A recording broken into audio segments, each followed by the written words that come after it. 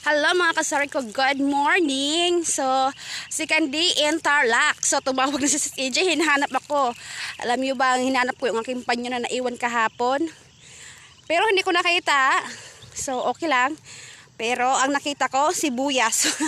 So, ang ganda ng araw ngayon guys. Ayan, mga kasari ko, mainit. Ano? So, tara, pinapauwi na tayo ni Sis AJ. Nangkanda, hirap na rin ako sa pagdala ng aking nakuha doon, no? Sibuyas. Nagkandahirap magdala sa sibuyas mga kasari ko kasi sobrang ganda ano.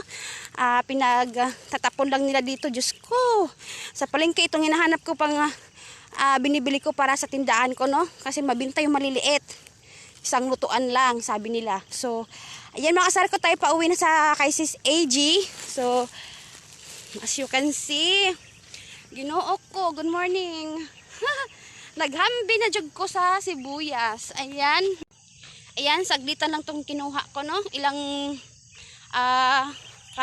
hindi lang kalating oras ako namulot, so sobrang dami na, no?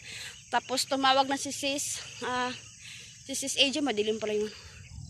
Tumawag na si Sis AJ na magkakape na daw at pupunta kami doon sa maramihan na sibuyas. Magtudtod kami doon.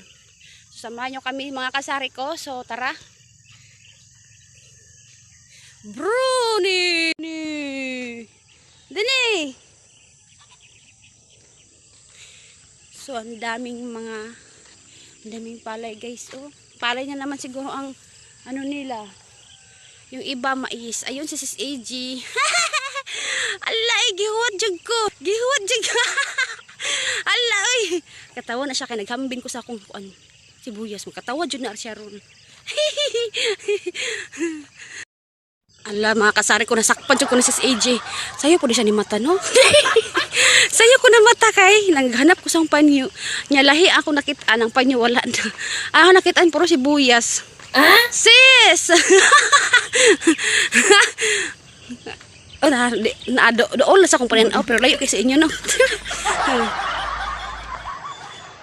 Tanaw ra ganing iyang kuan, nagngisi-ngisi na mo na ganing iya.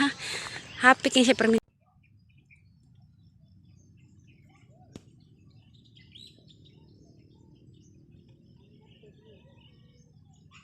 Nindot kayong beauty.